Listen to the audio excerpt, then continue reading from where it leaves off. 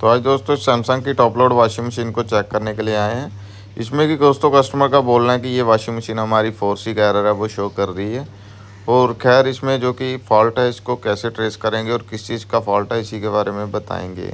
तो दोस्तों जो हमारा ये 4C एरर है ये दोस्तों किस वजह से आते हैं, अगर पानी वगैरह वॉशिंग मशीन में ना आ रहा हो, इनलेट वाल्व ख़राब हो, या फिर पीसीबी इनलेट वाल्व को सप्लाई ना दे रही हो, तो जहाँ फिर दोस्तों जो कि इसके अंदर पाइप के अंदर कचरा वगैरह हो इनलेट वाल्व के अंदर, तो उस वजह से जो कि ये प्रॉब्लम आती है। बट इसके अंदर जो कि पानी का प्रेशर है वो ठीक ठाक आ रहा है, बट उसके बावजूद भी जो कि वॉशिंग मशीन में हमारी में 4C का एरर है वो आ रहा है दोस्तों। तो अभी खैर इसका जो कि बैक साइड का पैनल है उसको भी हमने ओपन कर लिया, और जो कि बैक साइड में नीचे की साइड में जो कि पैनल रहता है उसको भी दोस्तों रिमूव करेंगे ताकि देखेंगे इसमें क्या फ़ॉल्ट है। तो खैर बने रहें वीडियो के एंड तक, तो इसमें आपको बताएंगे कि क्या प्रॉब्लम है। खैर इसका देख सकते हैं जो कि वाटर लेवल हमने दोस्तों वो बिल्कुल लो रखा हुआ है। लो रखने के बाद भी जो कि इसके अंदर पानी है वो ये लिए जा रही है, ना कि ये आगे वर्क कर रही है। तो खैर कस्टमर का भी यही बोलना था कि इसमें पानी बड़ा ज़्यादा भर जाता और जो कि ये आगे चलती नहीं है,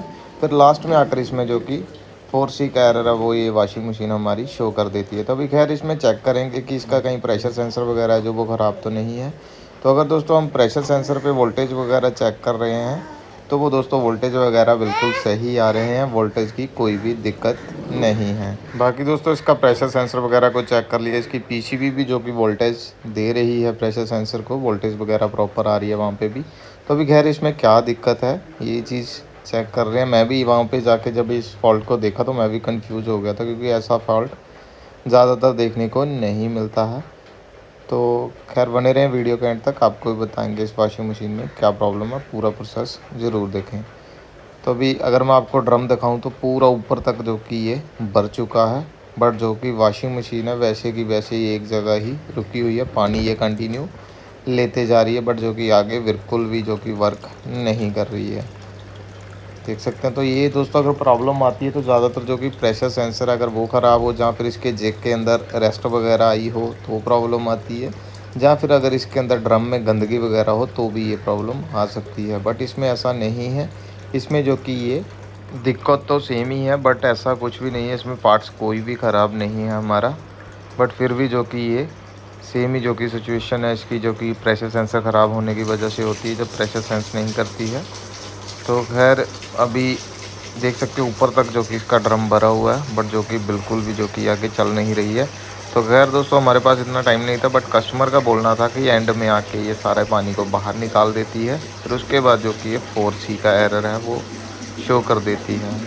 तो खैर 4C का एरर काफ़ी प्रॉब्लम की वजह से आता है, बट इसमें ऐसा कुछ भी नहीं है, कोई पार्ट इसका जो कि ख़राब नहीं है। तो अगर ऊपर से भी हम पानी डालकर पूरा भी इसको भर दे तो भी ये बिल्कुल नहीं चल रही है, क्योंकि इसका जो कि ये प्रेशर सेंसर है वो काम ही नहीं कर रहा है। ठीक है, तो ओवरफ्लो हो करके ड्रेन पाइप से भी जो कि हमारा पानी है वो निकल रहा है। ठीक है, तो उसी वजह से ये लास्ट में आकर जो कि 4C का एरर है वो दे देती है, क्योंकि पीसीबी को कमांड ही नहीं मिलती है कि हमारा जो कि पानी का लेवल है वो पूरा हो चुका है। तो उस वजह से देख सकते हैं जैसे ऊपर की अगर ज़्यादा पानी होगा तो ऊपर की साइड से जो कि ड्रेन की साइड से हमारा पानी है वो भी निकलेगा। तो खैर अभी जब इसका बैक साइड से हमने पैनल खोला था तो इसको बैक साइड में आकर देखा तो ये देख सकते हैं पानी है जो कि वो ड्रम के अंदर से लगातार कंटिन्यूसली जो कि निकल रहा है। जो ये पाइप है दोस्तों ये चलने की वजह से स्पिन मोड में, या फिर ऐसी वॉशिंग मशीन को चलने की वजह से जो कि इसके ड्रम के साथ से जो कि ये प्रेशर को सेंस करती है, प्रेशर स्विच की जो कि ये पाइप है यही निकली हुई थी। अगर अभी हम इसको खाली करके सारे पानी को तो इसको अगर लगा देंगे तो खैर हो सकता है जो कि हमारी प्रॉब्लम है वो सॉल्व हो जाए। हमें तो खैर यही फॉल्ट देखने को मिला, बाकी पार्ट्स वगैरह सभी चेक कर लिए तो वो बिल्कुल सही हैं। अभी खैर इसको पाइप को हमने पीछे अटैच करने के बाद जो कि इसको अभी चालू कर देंगे मशीन को। तो अभी देख सकते हैं पाइप को जो कि हमने अच्छे तरीके से इसके साथ जो कि जॉइंट कर दिया है। तो अभी उसके बाद इसको चला करके देखते हैं कि जो कि दोस्तों हमारी प्रॉब्लम है वो सॉल्व होती है कि नहीं। तो अभी जैसे इसको ऑन करके पावर इसको जो कि स्टार्ट करेंगे, खैर वॉश मोड में ही। तो अभी देख सकते हैं जैसे इसको ऑन करते हैं तो जो कि सबसे पहले आपको पता है जो ये सेंस करती है, लोड सेंस करने के बाद जो कि पानी वगैरह है वो वॉशिंग मशीन लेगी, और उसके बाद जो कि आगे देखते हैं कि ये प्रॉपरली वर्क करती है कि नहीं। तो अभी खैर दोस्तों देख सकते हैं जो कि हमारा पानी वगैरह इसने जो हमने सेट किया हुआ है लेवल, उसके हिसाब से इसने लेकर के पानी को तो जो कि इसने चलना स्टार्ट कर दिया वॉशिंग मशीन ने। वही हमारी पाइप निकलने की वजह से ही दिक्कत आ रही थी। तो अभी खैर देख सकते हैं वाटर लेवल जैसे इसका बढ़ाते हैं तो वॉशिंग मशीन रुक जाती है और दोबारा से पानी लेना स्टार्ट कर देती है, जो कि कुछ इस तरीके से इसका जो कि प्रोसेस है वो रहता है।